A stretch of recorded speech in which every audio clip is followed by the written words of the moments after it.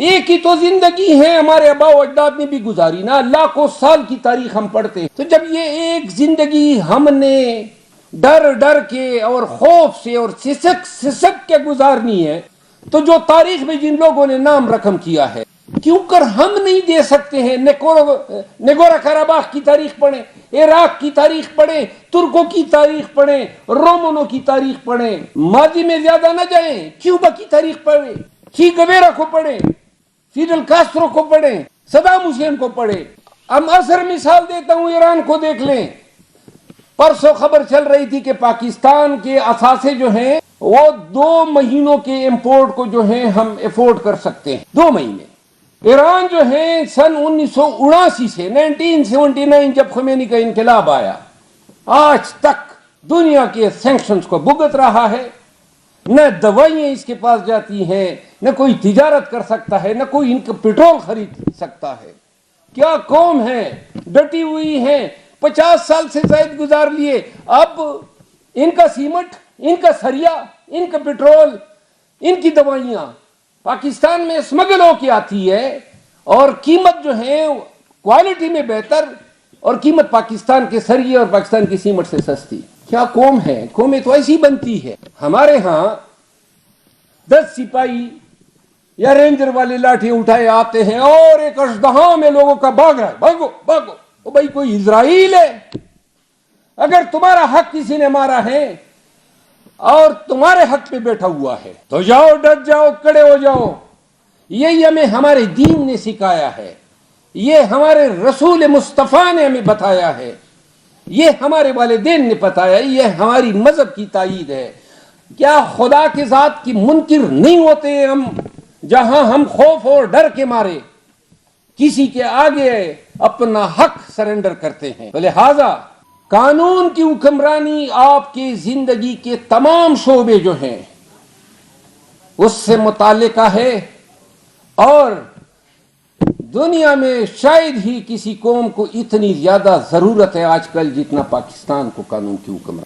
تمام معاشروں میں قانون کی حکمرانی کو امپلیمنٹ کیا جاتا ہے عدلیہ کے ذریعے. تو لہذا جدید تہذیب میں آزاد عدلیہ جو ہے وہ معاشروں کا ایک مطلق العنان حق ہے کہ جس پہ کوئی کمپرومائز نہیں ہو سکتا. آپ نے 26ویں آئینی ترمیم بنائی کیا کہ جناب علی 3 سینئر موسٹ جج جو ہیں ان میں سے جو بھی حکومت کو پسند ہوگا وہ چیف جسٹس بنے گا.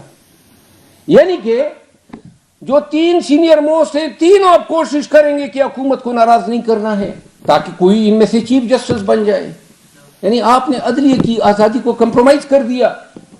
آپ نے کانسٹیٹیوشنل بینچز بنائی، اور پورے پاکستان نہیں پوری دنیا کو پتا تھا کہ امین الدین خان نے ہی کانسٹیٹیوشنل کورٹ کا سربراہ بننا ہے. حضرت بن گئے، خود ہی انکار کر دیتے کہ میرا حق نہیں بنتا ہے. وہ منصور علی شاہ صاحب اور منیب اختر صاحب، قصور کیا تھا؟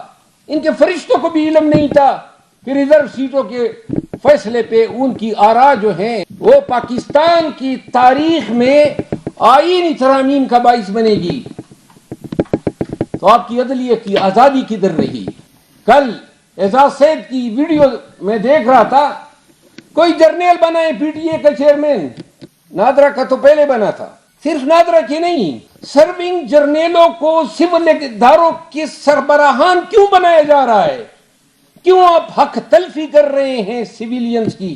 ہمارے ہاں یہ جو این ایل سی اور ایف ڈبلیو او ہیں جو کنسٹرکشن کے ادارے ہیں فوج کے، وہ ٹیکو میں کمپٹیشن یا ٹینڈر ہی نہیں ڈالتے ہیں. ان کو ملے گا چاہے 10 بیڈرز ہو کہ یہ گورنمنٹ ٹو گورنمنٹ پروجیکٹ ہے. آپ نے تنخواہ، مراعات، پینشن کے بعد چاہے جج ہو جرنیل ہو، پھر ان کو آپ نے یہ کس قانون کے تحت انشور کرنا ہے کہ پھر بھی ان کو ری امپلائی کرنا ہے؟ پی آئی اے کے ایم ڈی او کی تاریخ پڑھیں، پبلک سروس کمیشنوں کی، اور جتنی بھی انڈیپینڈنٹ یا سیمی اٹھانومس انٹیٹیز ہے، آپ کو یہی حضرات ملیں گے. ابھی پرسوں فلاں یونیورسٹی کا وائس چانسلر کسی ریٹائرڈ جرنیل کو بنا دیا. رحم کرو اس ملک پہ. یہ ملک صرف آپ کو پالنے کے لیے نہیں بنا ہے. یہ ملک، اس کا خواب جو قائد اعظم رحمۃ اللہ علیہ نے دیکھا تھا، وہ پاکستان کے اندر تمام قومیتوں بشمول مینارٹیز کے ان کے حقوق کی پاسداری اور تحفظ تھا. کیا ہم دیکھ رہے ہیں کہ اس پاکستانی نظام کے اندر حقوق کا تحفظ ہو رہا ہے؟ جو بھی آواز اٹھاتا ہے، مارو پیٹو رگیدو اغوا کرو. تو میں یہ کہتا ہوں، ہم جب توقع رکھتے ہیں، میں پاکستانیوں کو کہنا چاہتا ہوں، یہ توقع رکھنا کہ فل کورٹ بیٹھے گی اور وہ جناب آپ کا نظام درست کرے گی، احمقوں کے جنت میں رہنے کے مترادف ہے. یہ توقع رکھنا کہ جناب علی فلاں فلاں کا ضمیر جاگے گا، استعفے دیں گے، نظام درست ہوگا. یا یہ توقع رکھنا کہ کوئی غیبی مدد آئے گی اور پاکستان کے حالات جو ہیں آپ کے لیے درست کر لے گی، معیشت چل پڑے گی، قانون کی حکمرانی ہوگی، اور سب جو ہیں وہ پاک سرزمین شادباد کے گانے لگائیں گے اور فخر سے کہیں گے کہ جی اس ملک میں قانون کی حکمرانی کی ہریالی ہے، کیونکہ غیبی مدد آئے گی. یہ احمقوں کی جنت میں رہنے کے مترادف ہے. آپ نے سب سے پہلے اور اولاً اور اخیراً آپ نے انحصار کرنا ہے اپنے اندر کے انسان پہ. خود ہمت پکڑو، نہ غیبی مدد آنی ہے، نہ ادھر سے نہ ادھر سے.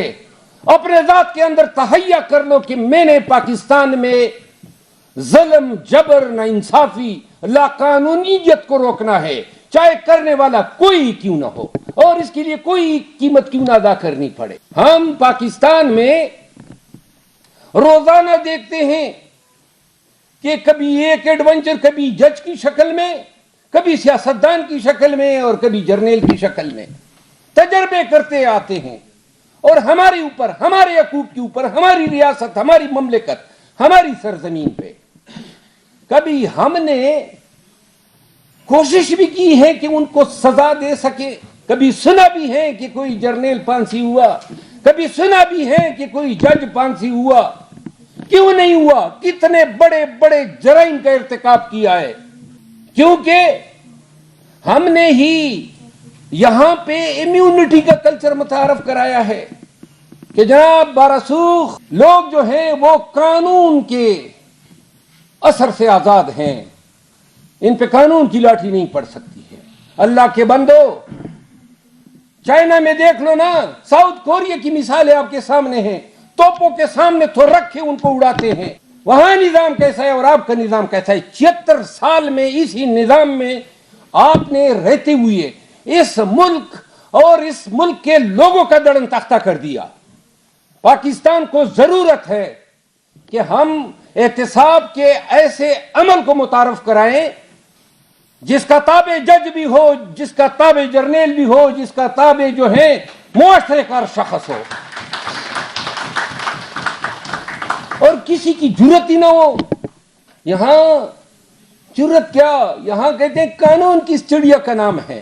آج اسلام آباد میں آپ کا ایس ایچ او اتنا بے شرم ہو گیا ہے. میں دبئی گیا تھا، اب سنیں مثال دے رہا ہوں. دبئی گیا تھا ابھی کچھ دنوں قبل، ایک ہفتہ 10 دن قبل.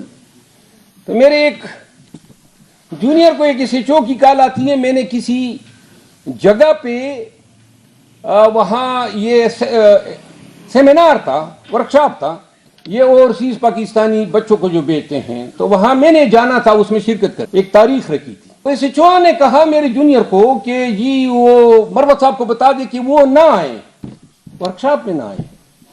تو بھئی کون ہو تم؟ تو جونیئر نے مجھے کہا کہ جب میں نے ان کو بتایا کہ وہ تو باہر ہیں، اب کاش میں ادھر ہوتا اور میں چاہتا کہ میں آتا اور میں دیکھنا چاہتا تھا کہ تم غنڈہ گردی پہ کس طرح مجھے جو ہیں یا بدماشی کے زور پہ یا ڈنڈے کے زور پہ تم مجھے رام کر سکتے ہو. میں بحیثیت پاکستانی قانون جانتے ہوئے کسی ایسے چو تانیدار، رینجر، ایجنسی کہ کسی غیر قانونی قدم پہ سر خمی نہیں کر سکتا ہوں.